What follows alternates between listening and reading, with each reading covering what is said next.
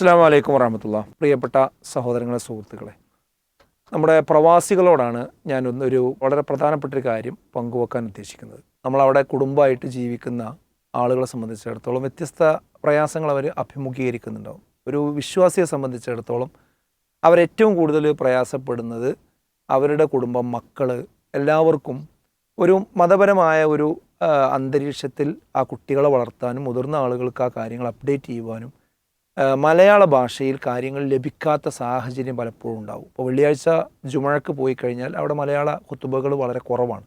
വളരെ അപൂർവ രാജ്യങ്ങളിൽ മാത്രമേ സംവിധാനങ്ങളുള്ളൂ, സ്ഥലങ്ങളിൽ മാത്രമേ ഉള്ളൂ, ബാക്കിയില്ല. അപ്പോൾ വെള്ളിയാഴ്ച ഖുതുബ നമുക്ക് കിട്ടില്ല. പിന്നെ പ്രത്യേകിച്ച് ക്ലാസ്, മദ്രസ സംവിധാനങ്ങൾ അതൊന്നും ലഭ്യമല്ലാത്ത സ്ഥലങ്ങളും ഉണ്ടാവാം. അപ്പോൾ അങ്ങനെയുള്ളൊരു സാഹചര്യത്തിൽ ഇസ്ലാമികമായ പഠനങ്ങൾ നടത്താൻ എന്തുണ്ട് മാർഗം? അതിന് നിങ്ങൾക്ക് പ്രത്യേകിച്ച് ട്യൂഷൻ്റെ ആളുകൾ, അതുപോലുള്ള സംവിധാനങ്ങൾ ഒക്കെ ഒരുപാട് പരിമിതികളാണ്. എന്നാൽ അതിനുള്ളൊരു പരിഹാരമാണ് യഥാർത്ഥത്തിൽ സുഹൃത്തുക്കളെ നമ്മുടെ പീസ് റേഡിയോ എന്ന് പറയുന്നത്.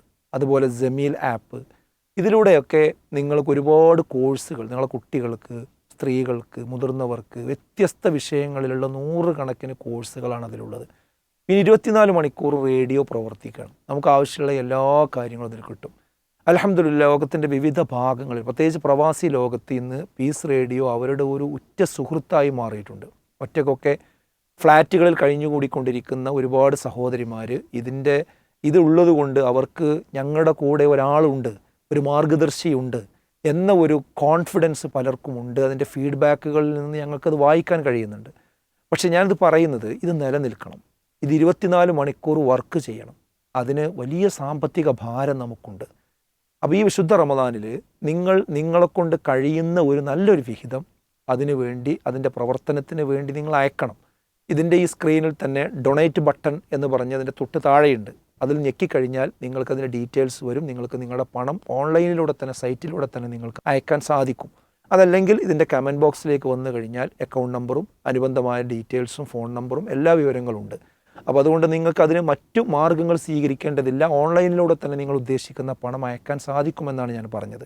അപ്പോൾ നിങ്ങളുടെ ഈ ഒരു വിശുദ്ധ റമദാനിൻ്റെ പവിത്രത മനസ്സിലാക്കി കഴിയുന്ന ഒരു എമൗണ്ട് എന്ത് ചെയ്യണം, എല്ലാവരും കൈവച്ചാൽ, ഇതിൻ്റെ ശ്രോതാക്കളായ എല്ലാവരും കൈവച്ചാൽ നമുക്ക് വളരെ ഈസി ആയിട്ട് ഇതിൻ്റെ പ്രവർത്തനങ്ങൾ അൽഹംദുലില്ലാഹ് നടത്തിക്കൊണ്ടുപോകാൻ പറ്റും.